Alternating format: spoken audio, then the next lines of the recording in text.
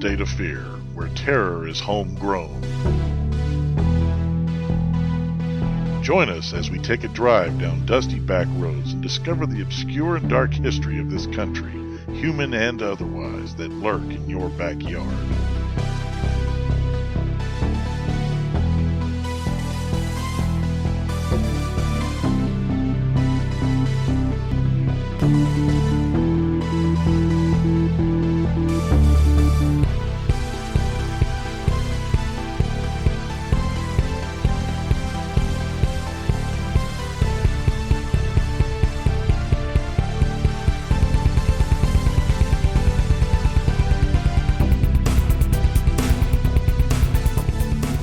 Hello everyone, welcome to episode 6 of State of Fear. I'm your host Chris, and with me as always is James.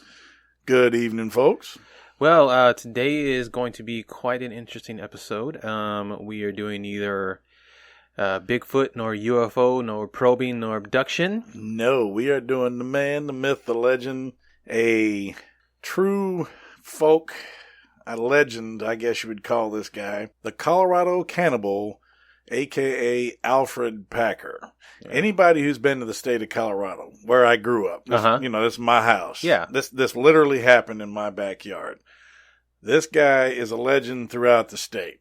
No matter what it was, no matter what he did, this guy he's infamous. He's everywhere. Yeah. He's everywhere in Colorado. He's on all the merchandise. Oh, wow. He's in stores. They've got Alferd Packer jackets. Yeah, really? They've even got Alferd Packer knives and forks and shit. Wow. That is great. That's hilarious. For all your human flesh eating needs. That's right. But before we get into our episode today, let's go to the weird news for today, which will be brought to you by Chris.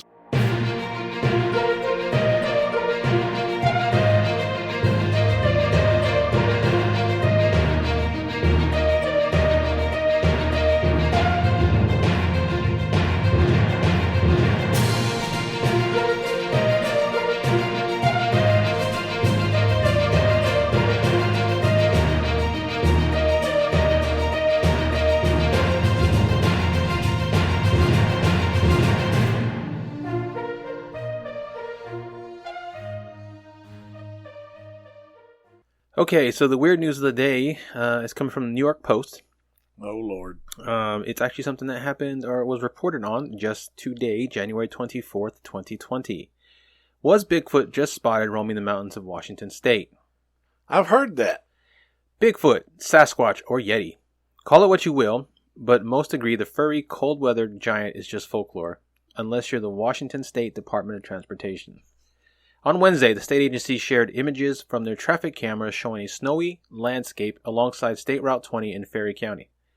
Upon closer inspection, the WSDOT points out there appears to be a dark bipedal figure in the distance. Sasquatch spotted! The WSDOT proclaimed on Twitter, quote, "I'm not superstitious, just a little stitious. Have you noticed something strange on our Sherman Pass /SR20 webcam before? If you look closely by the tree on the left, there looks to be something. Might be Sasquatch. We will leave that up to you." End quote. Now I know why it sounds familiar. What's that? I actually heard this on Ground Zero last night. Oh, did you? Yes, wow, because nice. they were talking about Bigfoots last night and the legends. Right. And the legends, the myths, and they were actually discussing quite a few different, I guess you'd call it theories as to his existence and what he really is. Like he's a hybrid bear of some sort, or they can walk on back feet or stuff like that. There's all kinds of things. There's all kinds of theories with what Bigfoot might or might not be. And nobody, what's funny is that it's all theories on a creature, on Bigfoot, but they range from the supernatural to the natural to the extra dimensional. But none of those fields like each other. That is true. Like the supernatural don't get along with the natural. Nope. The natural don't get along with the extra dimensional version, who don't get along with the idea that they're aliens or workers of alien beings. All the same creature. Different theories. Yep. They do not get along with each other. Yeah, and according to one of the descriptions, one of the stories one of the guys was talking about how he approached this thing, it looked just like a dude sitting there. Yeah. And he said it turned around and looked at him, and it had a very flat face. He said it looked like somebody whacked it in the face with a shovel. Right, yeah. Says the nose was mashed down and stuff like this. Mm-hmm. And I was thinking in my I was thinking immediately orangutan. That's the first thing I see because I know they describe Bigfoot in many forms, but I'm almost always some kind of ape-like creature. Yeah, always. So, that's how he described him. He didn't actually have a protruding face. He had a flat face with a weird flat nose. And he just described him really strange.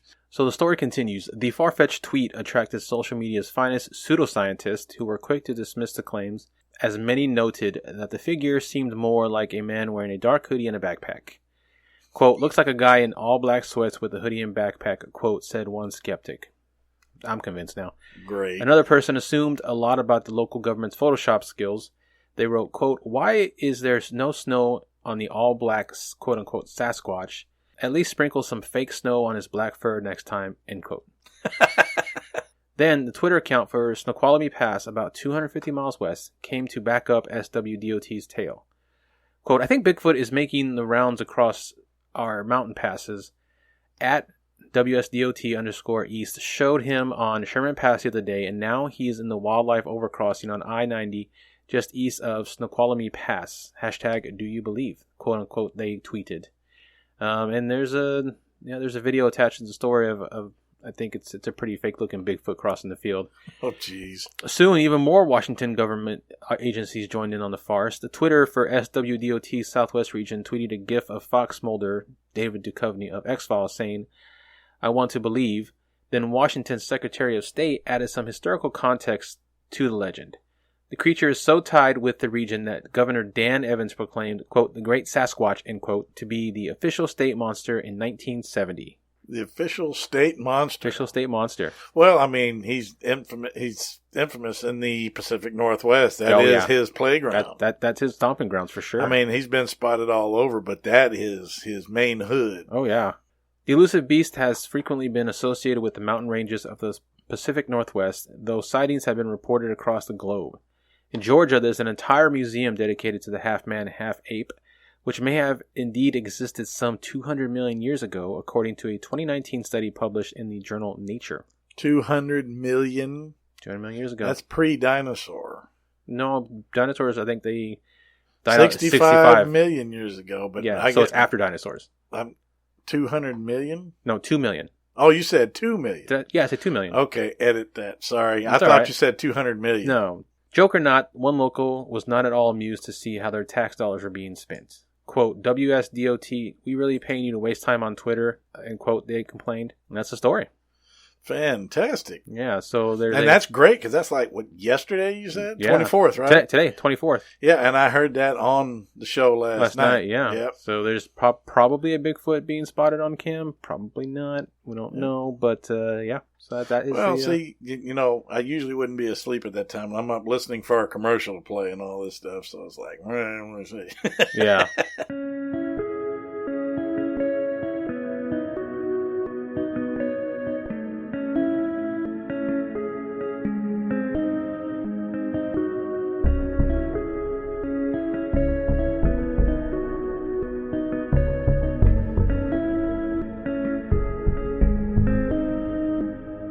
All right, and with that, let's go ahead and get to the story of the day. James, take it away. The reason we swapped places this week, like I said, Colorado is near and dear to my heart. I grew up here. I was born here in Houston, but I was raised up there.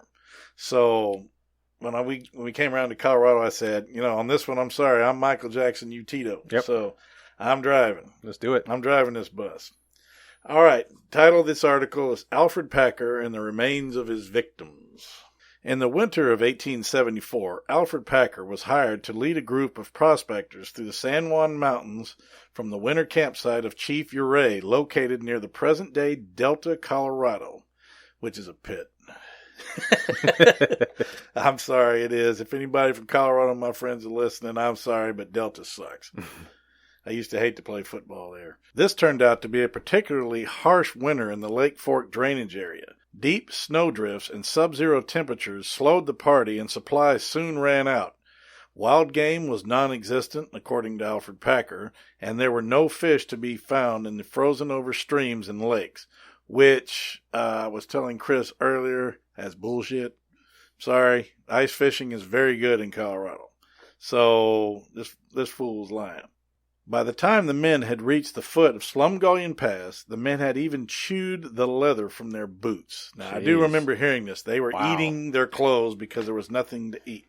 They were eating their saddles, and I do believe they even slaughtered a pack mule. Oh, wow. Because, in the old days, when you're traveling from Delta to where Slumgullion is, about 70, 80 miles. And in the old days, 70, 80 miles in the snow is a week. That's a week to 2 weeks travel, and you're talking 7, 8 guys, starving to death, so they're going to eat something. I'm sure back in those days they went uphill with no shoes, right? It was crazy. That's right. Yeah, I did it. Yep. Starvation was upon them. What was a man to do to survive in the winter of 1874? 6 weeks later, Packer appeared alone at the Los Pinos Indian Agency near Saguache. That's another reason I wanted to read this story, because all these crazy Colorado names, you'd be like, Saguchi? Yeah. What? It's a town called Saguache. That's about 60 miles away from Lake City. Oh, okay. So, it took him about 6 weeks traveling alone. Okay. There, he told the sad tale of losing his fellow miners in a snowstorm. But he seemed so well fed and was spending money freely from several wallets. Sure, he was well fed. Yep.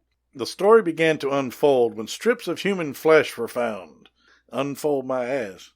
They went in there. They literally went to his horses to check him out and found strips and chunks of human flesh in his saddlebags. Wow. I do remember that. They had apparently been murdered and then showed evidence of being cannibalized. Nice. Yeesh. Wow, that's why he was so well fed. Yep. Packer escaped and was at large for many years. When he was captured, he was tried at the Hinsdale County Courthouse, which still stands today and is in my hometown of Lake City. And he was found guilty of murder.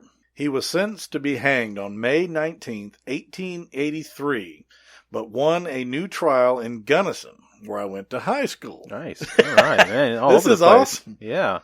There, he was convicted of 5 counts of murder and was sentenced to 40 years in the state penitentiary at Canyon City. Now, the problem is there were actually 7 minors with him. Okay. So I don't know why he only got 5 counts. Who knows? Packer never accepted blame for murdering all 5 of his companions. There were more. But he did admit to shooting and killing Wilson Bell in self-defense. Israel Swan, the oldest member of the party, died of natural causes, stated Packer, and he was cannibalized by the surviving members of the party. There you go. That was one of them. Now, I know he admitted to that one, because I remember hearing about it. They just basically had no choice. There was nothing to eat. Yeah. And I think he had... They were thinking about bringing him. I think they had his body with them. They just cut his legs off or something like that. Oh, okay. And that's why he wasn't convicted of the other one of Wilson Bell, because it was self-defense. Self-defense. So that's 2 right there. there. So they claim. Denver Post columnist Polly Pry launched a crusade on Packer's behalf. He was paroled in 1901 and spent his final days near Littleton, Colorado, outside of Denver. Packer died in April 1907 after suffering a stroke, and he is buried in the cemetery at Littleton. National attention was focused on Lake City the summer of 1989 as a team of archaeologists and forensic experts unearthed the grave of 5 men who had been murdered 115 years earlier. And I know exactly where this spot is. Oh, do you? They have it preserved and fenced. You been there? can actually go down. Oh, yeah. Nice. It's right there outside Lake City. When you're driving in from Slumgullion Pass, you come down. Okay. And there's a little ranch right there.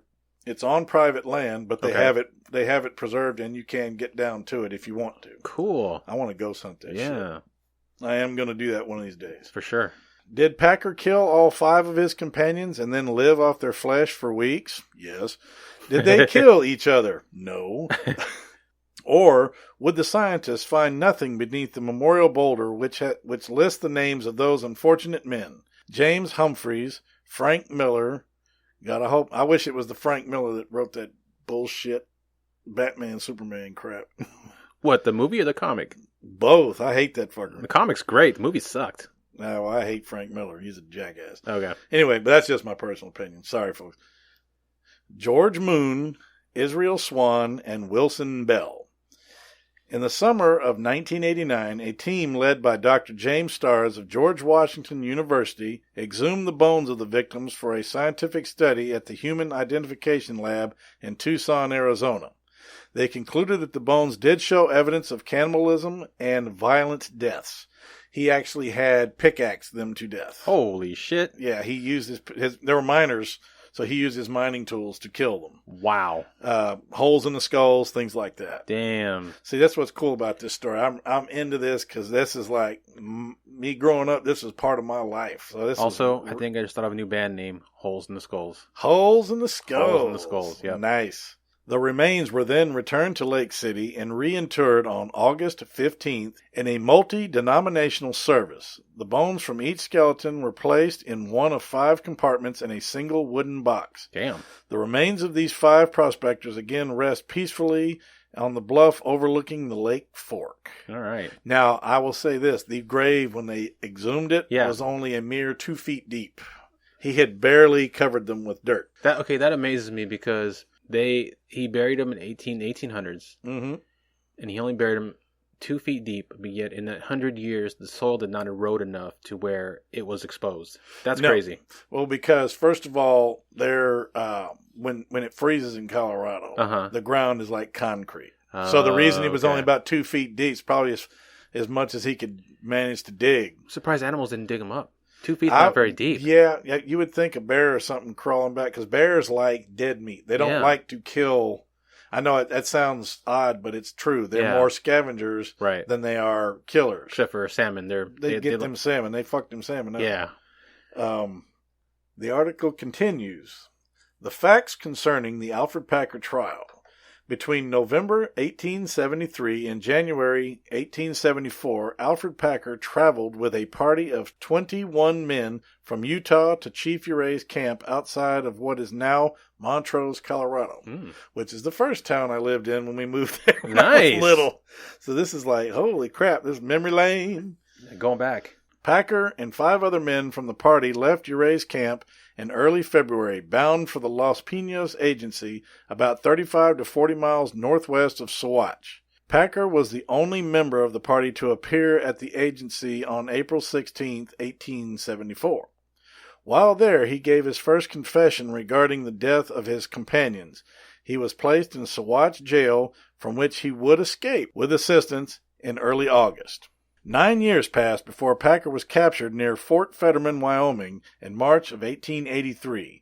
He then made his famous second confession about the deaths. I had heard an alternate story to this, that he went to the grave denying that he murdered these guys. I have heard several versions, but one of the stronger stories is to his dying day, he confessed, he professed that he never killed these guys. Packer's first trial occurred in the upstairs courtroom of the Hinsdale County courthouse during the first 2 weeks of April 1883. He was found guilty. His conviction was reversed, however, on October 30th, 1885, and a second trial took place in Gunnison. And I can't help it. I'm loving this. In August of 1886. At that time, he was sentenced to 40 years in the Colorado Penitentiary. In January 1901, Governor Thomas paroled Packer. He moved to the Denver area, where he remained until his death on April 23rd, 1907. Damn, he only got 6 more years of freedom, huh? 6 more years. Wow. But he was in there for a while. Yeah, he was. He definitely was. Well, he actually had a huge following of people that were supporting him for some reason. I guess he had friends and stuff like that, and I guess he had a decent reputation before he struck out with these people as a fairly decent guy. When he was out there, I guess, even the best men, it comes a time of desperation. Like I said, they ate the one dead son of a bitch. Right. He died, they ate him up, and then they're out again, and they're starving to death. Yeah. I mean, they were out there for weeks in dead cold with very little supplies. Gotta eat something. Gotta eat something. Yeah. And then he went to work, do I think he actually did it? Yeah, I do. Like I said, there was too much evidence, but then again, it was also like they said evidence of cannibalism. Yeah. The bones in the ground for that long, we're talking 100 years in a shallow grave. Yeah. Could have been fiddled with and just, because years after years of dirt flowing. Right. Then again, they, and that's like I said, because they exhumed them, Mm-hmm. and they said, "Oh, there's evidence of cannibalism," blah blah blah. Yeah, and violence. Yeah. It could have been. They could have been chewed on by animals before he managed to bury them. But I think forensic scientists can tell the difference between a animal bite and a human bite. Then again, I don't think he was holding somebody's femur and chomping down. He stripped flesh from their bone. They said flesh, but I'm thinking more muscle. But they found strips of flesh on him, so in his saddlebags. Yep. And I mean that's a hint and a half for your ass. Yeah, so he's 1800s Jeffrey Dahmer. Well, I mean. In the Colorado 1800s, it's still sort of it's wild, unexplored territory. It's very sparse.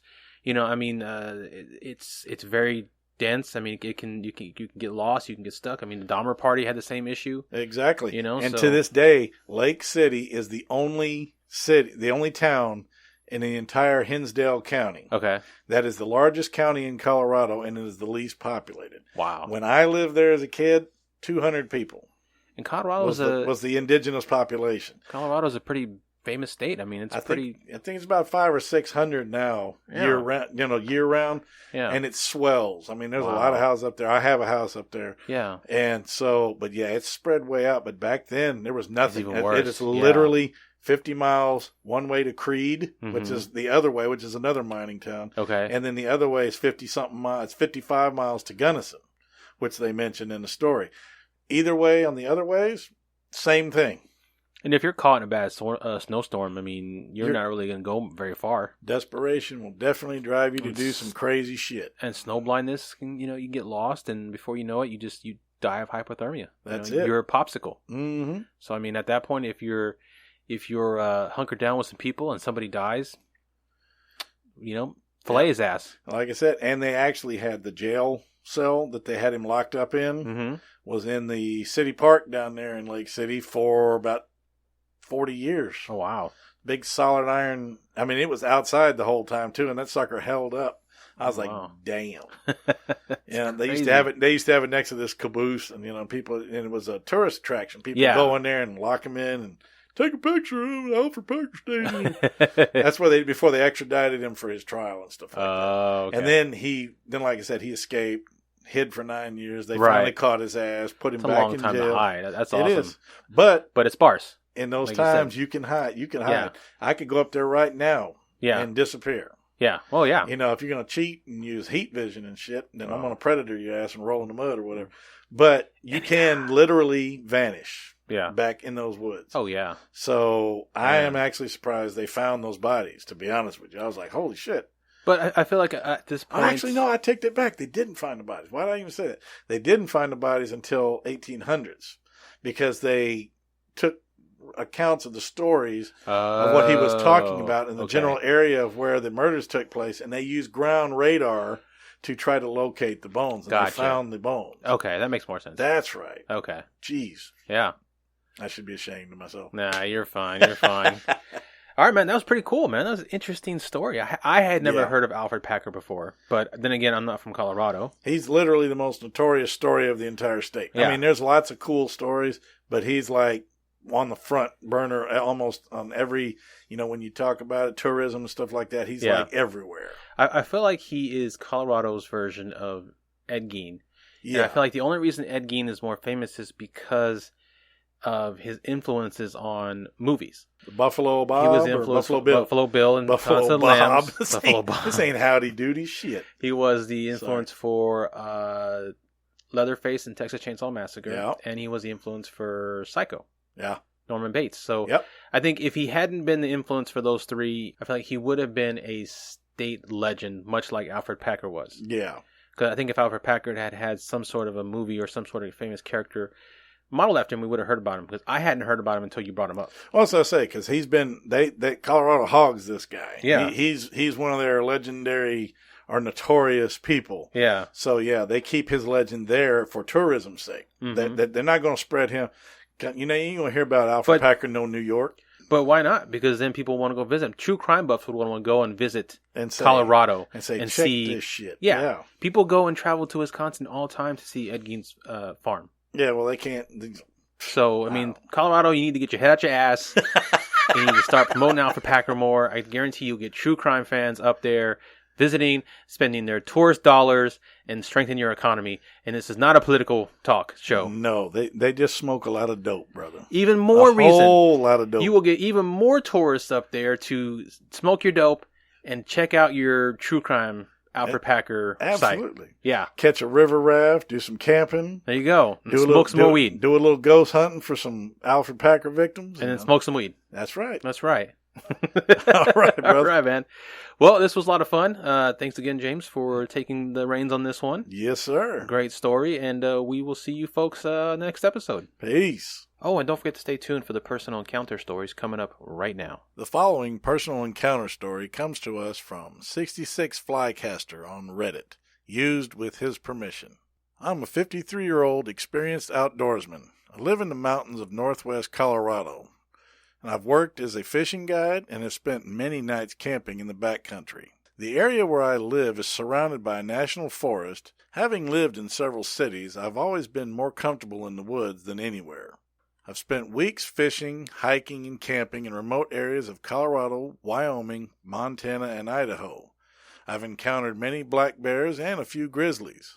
Mountain lions are elusive, so I've only seen one. Occasionally, I see fresh tracks and have the feeling of being watched. Only been scared a few times in the woods. Only twice have I been terrified and have had no good explanation for either event. I decided to go on an afternoon hike one day. I like this particular trail where I park about 6 miles from home. I saw one other truck there. I drank some water and ate a sandwich before locking everything up, including my phone and my gun in the truck.